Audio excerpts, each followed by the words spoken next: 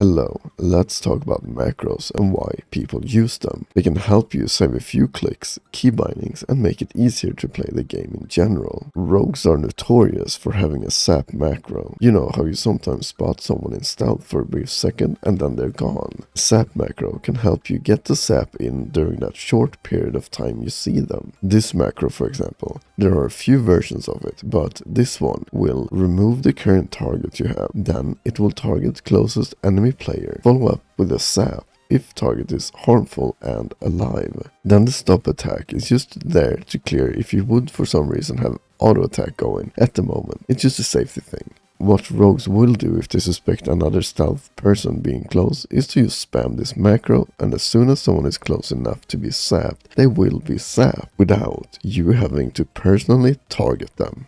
You have Mouseover macros, which is really useful when buffing people and as a healer. This will allow you to use mouse over your raid frame and press the healing button, and it will throw the heal at said person.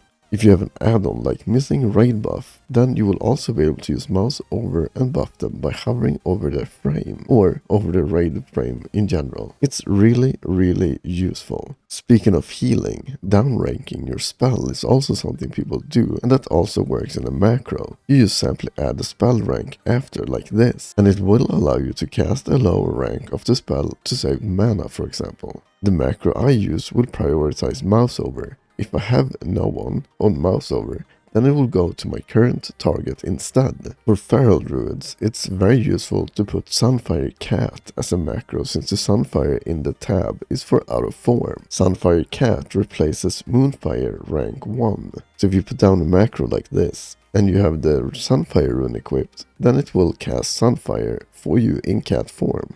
Mangle is the same as Claw. And for that, I will use a macro that looks like this. Start attack will make it so that you start to auto attack if you don't have enough energy, instead of you standing there waiting to gain enough energy to cast Mangle. And then, of course, if I have energy for Claw or Mangle, it will cast Claw or Mangle. There are a ton of macros you can do, more than this as well. You can apply poisons, stone, oils with it as well by using the following. Then it will in one click apply your effect on your main hand or offhand, depending on the item slot number you choose. If you have a few seconds or minutes left, it will pop up and say something about there's something already applied to your weapon. If you add this line, it will press OK or yes for you, and you won't even see the pop-up happening. I know on my rogue in Classic I used one for main hand and one for offhand, and I didn't have to click the OK every time or click the poison, then the weapon, etc. It just saves time. This could be really useful if you're disenchanting things too. Let's say you mass craft one specific item.